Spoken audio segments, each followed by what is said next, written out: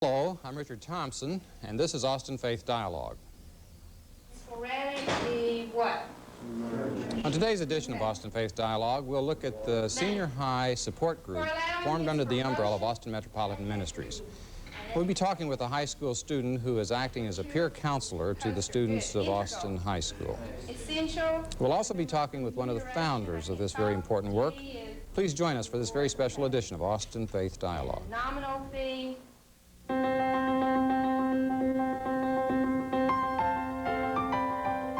This is Austin Faith Dialogue, a public affairs program discussing the important crossroad of religion in life, produced by Austin Metropolitan Ministries in cooperation with KTBC TV.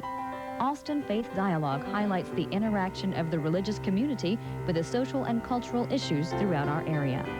Now, today's edition of Austin Faith Dialogue. Welcome back to this special Young People's edition of Austin Faith Dialogue. Because our guest is a person who makes the senior high support group work for students of Austin High School. Joining us is Patricia Hunt, a student at Austin High. And Patricia, we welcome you as a peer counselor, we called you. And I guess you haven't had training as a counselor, but you have had some coaching about how to be part of this, support group? Yeah, we went to like a little training session where a whole bunch of people from all the schools in Austin came and learned how to talk to people and learn about their problems. Mm-hmm. And the skills that you learn in that, I would suspect, have a lot to do with listening, as distinct from giving people advice about how to solve their problems. Giving people advice is not really solving their problems. They need to solve it themselves. What we try to do is we try to help them see their problems and figure out what they can do to like feel better about them. Mm-hmm. And the particular kinds of problems that kids are talking to each other about, can you give me some examples of that? One girl, she just moved here and she's been here for a couple of months, and her boyfriend was in a car wreck and she was really close to him and she was really devastated. And we've had several other people who've been close to some kids who were in a car wreck earlier this year. Mm-hmm. And also gang incidents where people were killed and just basically bad things. Yeah, I mean, you're like talking about crisis situations. It's really not just I'm breaking up with my boyfriend sort of thing, but where people have suffered some grief. Yes. of a more long-term effect, it sounds like. It's usually people who've died or people who are going to die, because it's a very hard issue to deal with. Mm-hmm. Well, I think that it may be really important for people in the community to learn about, you know, what you're doing and why you're doing it. And just to have you give us a sense of, like, when people come to the group. Is this be during school, by the way? Yes, they get out of classes once a week for this. Okay, once a week. And the school says it's okay for them to come for this dialogue, Yes. this conversation. And the school knows that you're helping each other. Do you have an adult there at all? We have two older adults, and the school really encourages it because they have so many people who are in some kind of crisis and they need extra help. Mm-hmm. So the counselors at school are glad to have your help. Yes. Mm-hmm. They have a long waiting list for it. Oh, really? In other words, there are a lot more kids that want to come into it than you have opportunity for them to participate. Yes, we've tried to get as many people in as we can, but we haven't had enough peer counselors to be, enough people for all the people who want to come in. All right. Well, I think that's important. I think it shows it's working. The word has gotten around. Yes, the people in the group have told their friends, and then their friends have come and signed up because they want to be in it. Yeah. And it really is a peer, student-to-student kind of thing, more than an adult counselor there being the facilitator. None of the counselors from the school come. It's just mainly the youth and the the older people are there to help us. Mm-hmm. But the older people who are there to help you aren't running it. No. I think that it sounds like that would be important for somebody to know that they're coming to a group with other students just like themselves? It's kind of easier to talk to another person your age, even though you don't know them. It's just easier for them because they know more of what you're going through. Mm-hmm. I wonder about that. You know, it sort of takes one to know one as far as being of the same age and going through some of the same issues. And I have to say that I think it's a genius of the program, just hearing about it, that if you've got, like yourself, you've had enough training to know how to listen, maybe in a little different way, but you're not there presuming to be some kind of an expert. Listening's really what they want. They just need somebody to listen and somebody to understand, and that's basically what they want. Mm-hmm. When you have the training about listening, what are some of the tips that they give you about being a good listener? Try to ask questions which they themselves have to answer, and you're not really telling them you know, how to solve their problem. Mm-hmm. It's a question that makes them realize how to solve their own problem. Okay. And if you have somebody that's there because they're grieving, and it seems there's like a lot of grief work that's you're talking about here, you're not trying to say to them, well, buck up, it'll get better tomorrow, sort of thing. Would that be the sort of thing you'd say? No. I wouldn't think. You just kind of sit there and let them cry with you. Mm-hmm. It's just nice to let the feelings come out, because a lot of people really aren't able to, and like home and stuff, because they have problems there. Oh, uh-huh. Kids have told you I can talk more and better here than I can at home? Yeah, some people have like people at home, their fathers drink, and they just have a really bad home life. And it just is easier for them to talk to somebody else their own age. Mm-hmm. And do you find that just letting them weep, I mean, kids cry in this, right? I mean, There's a lot of crying. yeah. It seems to me that that's really a special development, because I can remember in my own high school, I remember crying, but it was usually because, you know, the grades or something like that. But to cry because of what's going on inside you, and to have others listen to you and care about you, and that seems to me to be kind of a new thing. Yeah, it's just mainly letting your feelings out. And when somebody starts to cry, I guess it's important for you to show that that's okay. You're not Usually somebody bothered. goes over and hugs them. Yeah. Well, tell me about,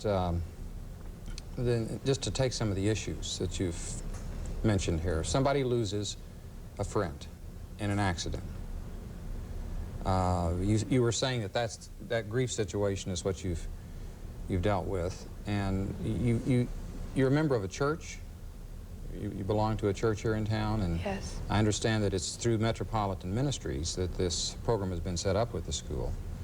I suspect that it's important that they say to you, well, you're not trying to convert anybody or put a religious trip on them in some way. That's the first thing we said. We're here with the church, but we're not going to mention it, and we're not going to put any pressure on you. Mm-hmm. If you want to ask questions, that's okay, but we're not going to say anything.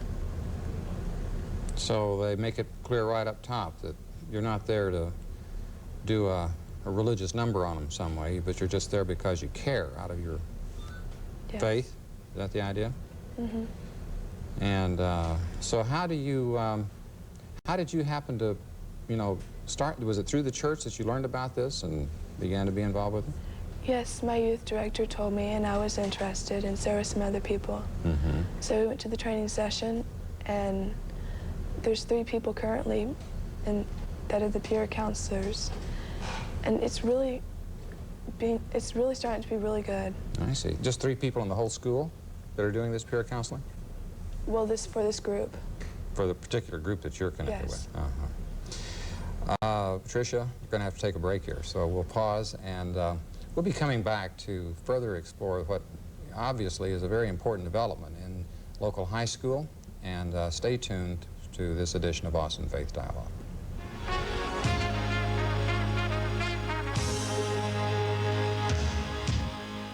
Serving Austin means serving you. Each day, Austin Metropolitan Ministries is Religion in Action, providing affordable housing, caring for the elderly, marching against hunger, and much more. AMM promotes understanding, cooperation, and social involvement. So when we ask for your help, we're really asking to help you, Austin. To find out how you can help Austin Metropolitan Ministries help Austin through its member organizations, just call 472-7627.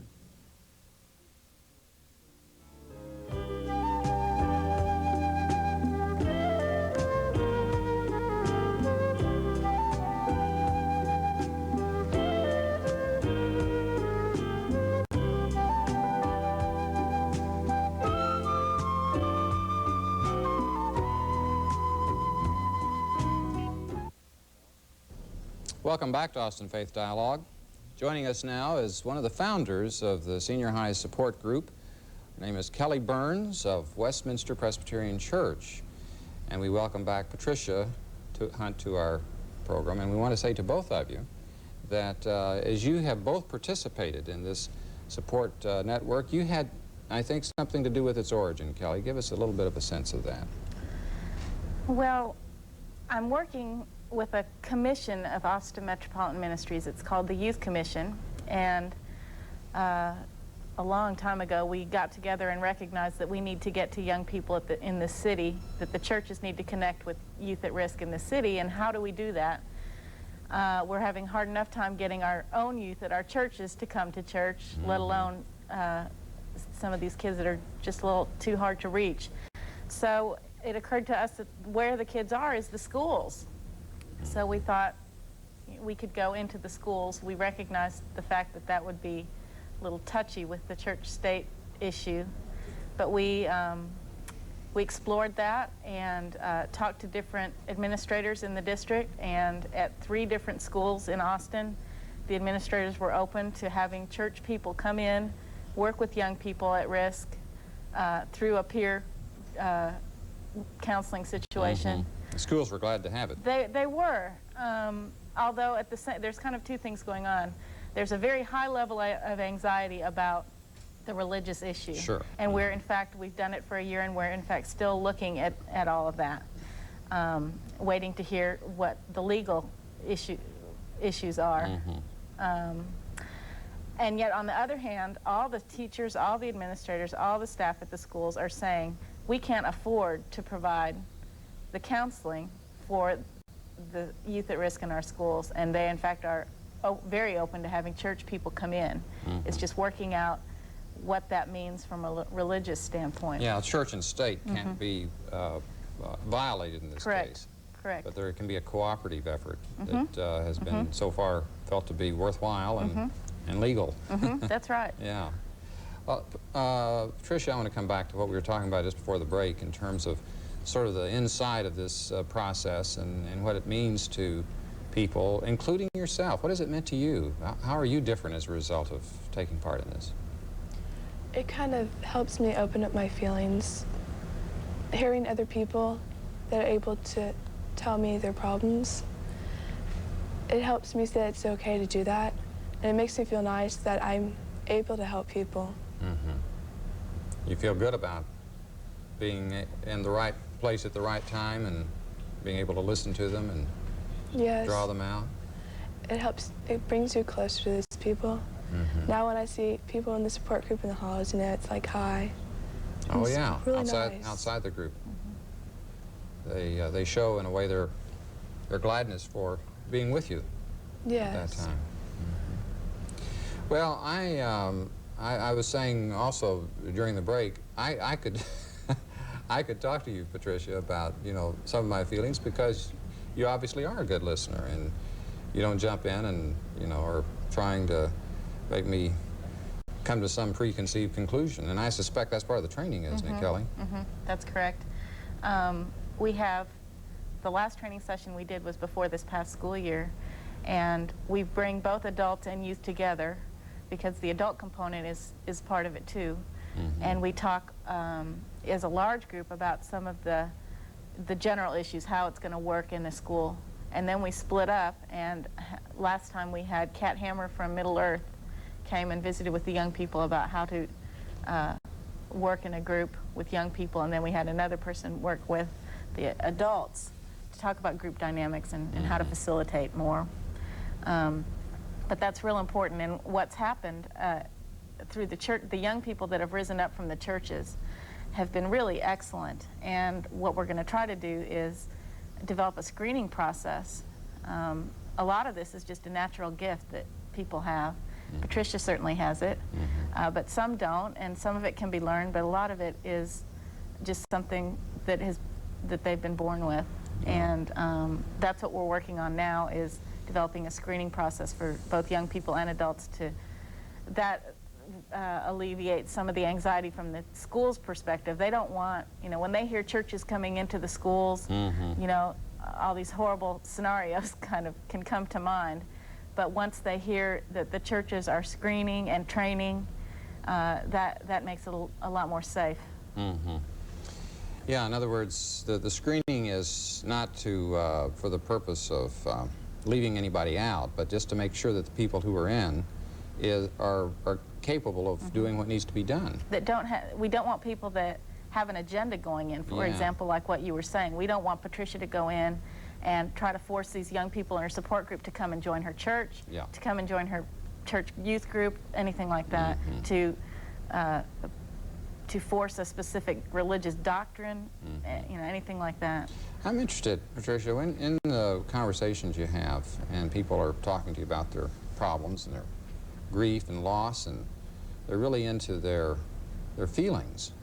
Do you find that somehow naturally questions of faith come up about, I don't know if there's a God or not, or if God is around, why would he let my friend die? Did that kind of thing ever come up in the course of the discussion? It's usually like, why did God let him die? Because he wasn't ready to die and he had a good life ahead of him, or whatever, because a lot of people just can't understand why that person had to be taken away from them, because they had a life ahead of them. Right. They died prematurely, too young. A lot of people did. So what do you say when people raise that question with you? It's really hard to answer because it's actually what the person feels. It's not what you feel. It's their own opinion. And they have to figure it out for themselves why he let the person die. Because it's a person's opinion why. So you're not trying to give them an answer to that? No. You're trying to help them express that doubt and that feeling, and that there's something helpful just in terms of giving them permission to let all that come out. Sometimes just talking can help figure out your problem. And you know, it seems to me, has meaning for us, those of us who are leading in the church. You know, when people raise their voice of anguish about that, it's not necessarily because they're expecting us to be the answer people, Kelly. Right. Isn't that right? Yes, I think we would be woefully inadequate if we were called upon to answer a question like that. I can't answer a question like that. I don't think it's our role to answer that question. Our role is I'm just happy they're raising the question.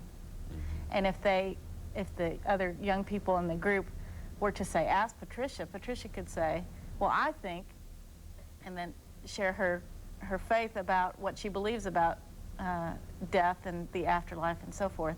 But that wouldn't be Patricia trying to push that on someone else. As a peer counselor. Right. Yeah. If we're asked about religious issues, it's just, as she said, our opinion, and we're free to share it.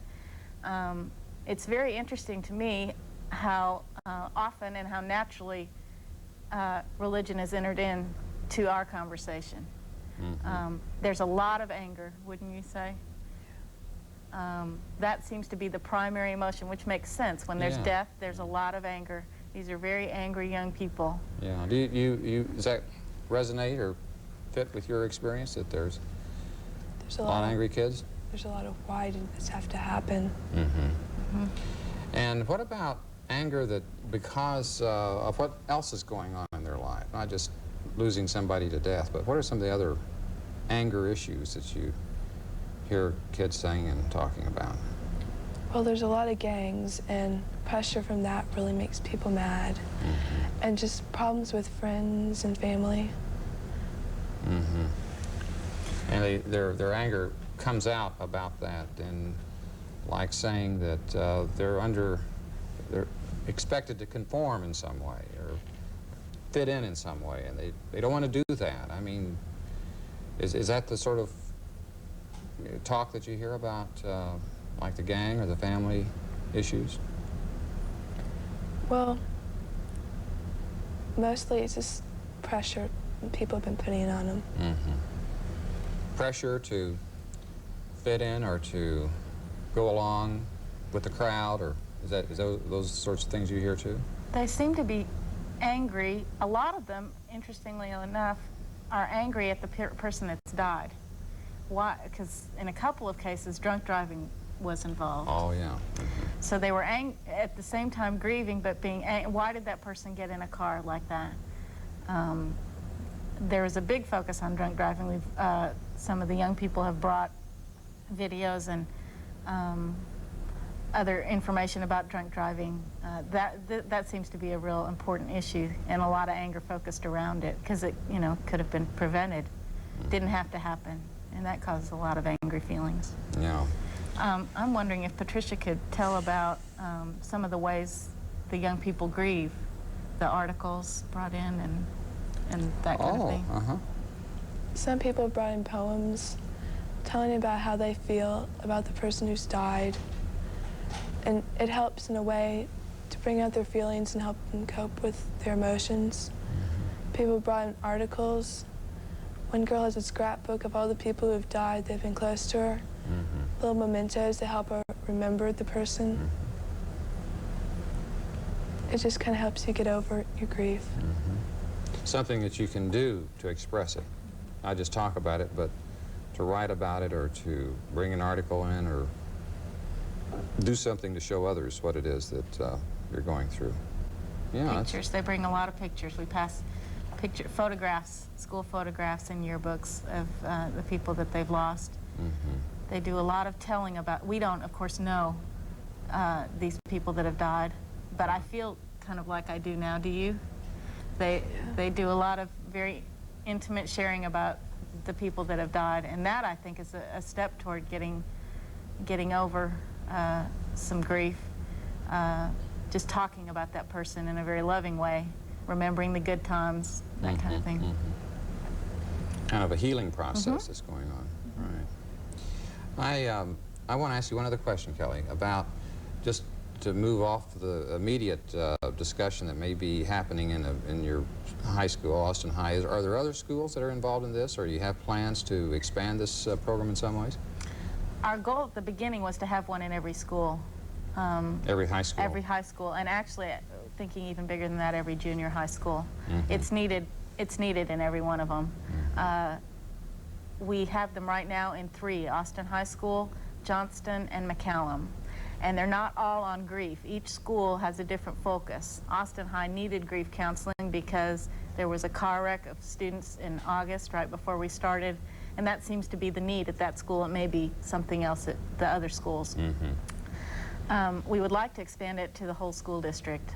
What we've run into is some anxiety on the part of administrators over the legal issue of bringing religion in. We can tell them that we aren't going to do that. We don't bring a Bible. We don't pray. We don't have an agenda. We're not trying to increase our church rolls with these kids from the schools. We can tell them that, but they're anxious, and I understand that. What we're trying to do now is work with the district, and we're experiencing some, what I think is miraculous results. The district is extremely open to this idea. There will be a administrators meeting in August where David Hill from AISD is going to be talking to all the administrators and introducing the concept, so it will be kind of officially mandated instead of just a church person showing up at the school going, please let me in. Yeah, it seems to me that it may help the school district identify what maybe only the school can do in terms of numbers, of providing support groups where kids can get together and help each other. I think there's a peer counseling that's I've heard about in other parts of the country, and this may be the way it comes to Austin. And if the churches can be the instrument toward that, it would be a very positive contribution. The teachers, everybody recognizes you can't teach a kid that's emotionally, you've got to meet the emotional needs before you can meet the academic. Yeah. I just as we come in the closing minutes of the show, Tricia, I'd like to just pick up on that. If you're in a classroom and you're trying to learn algebra or you know, chemistry or something like that, and your head is just full, or your heart's just full of stuff that hasn't gotten out. I mean, obviously, have you heard kids say, talking to you is helping me get on with my schoolwork in some way? You can't really concentrate on your schoolwork if you have your mind on other things. And it helps get their mind off of their problems and concentrate on school, which is a really good thing. And have you seen important differences that this program has made for other kids? You talked about how it helped you in terms of being more open and more of a better listener and this kind of thing, but can you just, without naming names, but just think of individual cases where this program has made a difference? One girl came to us and her best friend had just died, and she wasn't able to talk about it really, and every time she did, she cried. And now she's able to talk about it more open, and she's still sad about it, but she shed all her tears, and she's able to cope with the fact that he's not going to be there anymore. Have you had any instruction, like in the various stages of grief, that, you know, to begin with, there's this, maybe this denial or this disbelief, and then there's the depression, and did you ever have any of that kind of orientation? Not really, but it's pretty easy to just tell how the person's feeling. At the time of the training, we didn't know it was going to be a group. We didn't know what kind of support group it was going to be. Yeah. So we were unable to be that specific. We just did general group dynamics and listening. Well, even without all of the theory, I mean, it helps. And it helps to have somebody like you, Patricia, who can be there for folks. And I think that one of the things, too, is that I suspect you're there because you're a caring person, and something about your faith has brought you there. And you're a gift to us to be here for us today on Austin Faith Dialogue. Patricia Hunt. Kelly Burns, bless you in your work at Westminster Presbyterian Church. And I hope that as you folks are looking in on our show today, that give you some sense of a creative effort that is going on in this community. And we hope that these young folks keep up their good work. Join us for next week's edition on Austin Faith Dialogue. I'm Richard Thompson for Austin Metropolitan Ministries, wishing you a good week, and may the peace of the Lord be with you. Good day.